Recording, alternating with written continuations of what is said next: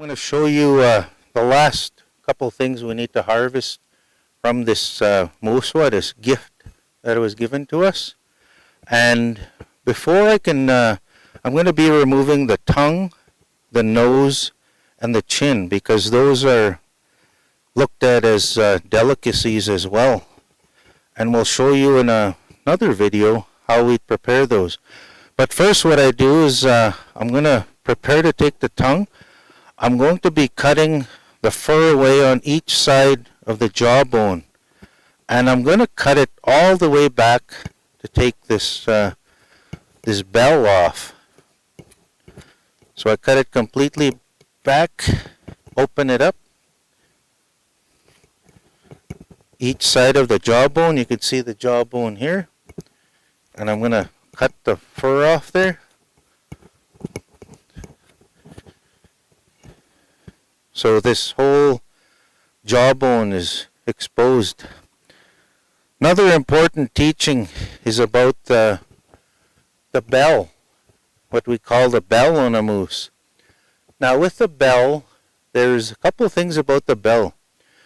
We were taught, I was taught anyway growing up, that you can tell how old a moose is by its bell. So with the teachings that I was taught from elder hunters, they said 1 hand is 1 year. So 1, 2, 3. This moose would be about 3 years old. And judging by the antlers, that's about what we said it was when we first got this moose. This is about a 3-year-old moose. And now we could tell from the bell as well. 1, 2, 3. 3 hands. But that's one way we were told if we didn't know how old the moose was by looking at it. But another thing important about the bell, we were taught as Nihiawak that muswa are very proud about their bell, especially Yapio, bull moose. They are very proud of their bell.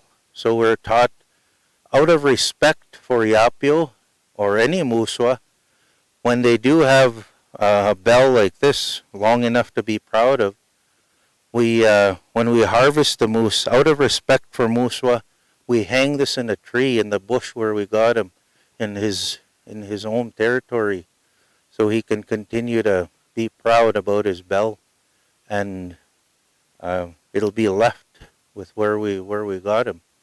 Not only that, it continues to hang in a tree out of respect for muswa. So I'm going to hang this in a tree before I move on.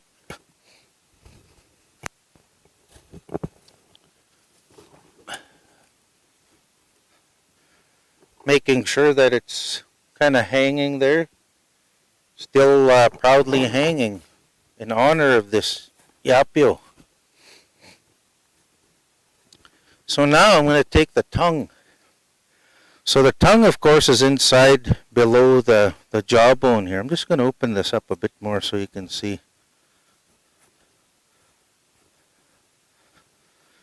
So what I'm going to do is on each side of this jawbone, I'm going to cut along the jawbone, just to expose that tongue so I could take the whole tongue. And I'm just going to pull up on that till I get to where the tongue is exposed, right to where it attaches on at the tip here. Again, I'm going to pull it up and continue cutting on each side of the tongue till I get to where the tongue is attached here. And you just feel in there, and you could feel where it attaches. And I'm going to cut the tongue off in there. Once it's cut off, I just pull it forward and cut wherever it's attaching and pull the whole tongue out from the jaw like this. And I'll just give it a quick clean.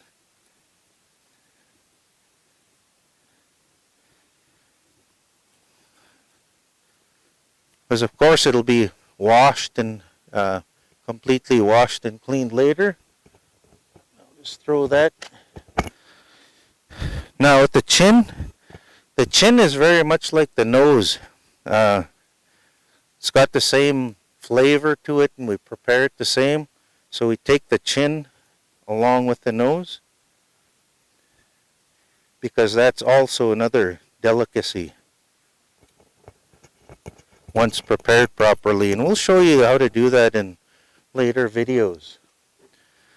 Now with the nose, another huge delicacy amongst Nihiawak, I just start from the front, and I'm going to take that nose right off. I'm going to go right to the edge of the mouth here, as far back as I can, and take as much of this nose as possible.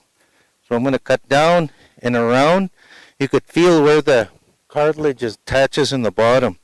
That's where the nose ends, so you want to cut through to there. Now here I'm just going to sort of skin it out along until I hit the bone, and you'll see that cartilage point exposed there now. So now I'm just going to cut along that cartilage, and I'm going to do the same on the other side. I'm going to go right to where the mouth ends and remove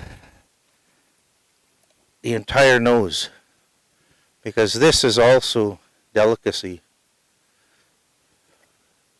Load that up.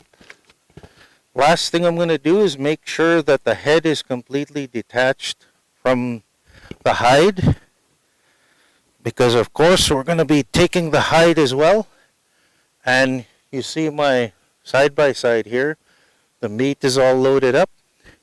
We're going to blanket this with the hide, so that while we're traveling, no mud or anything is going to get on our meat, and it's going to stay clean, and we'll have everything safely covered by the hide of the moose, as it was when we first got here.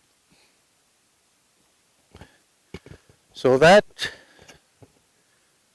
my friends, is that's how we harvest everything we possibly can from a moose.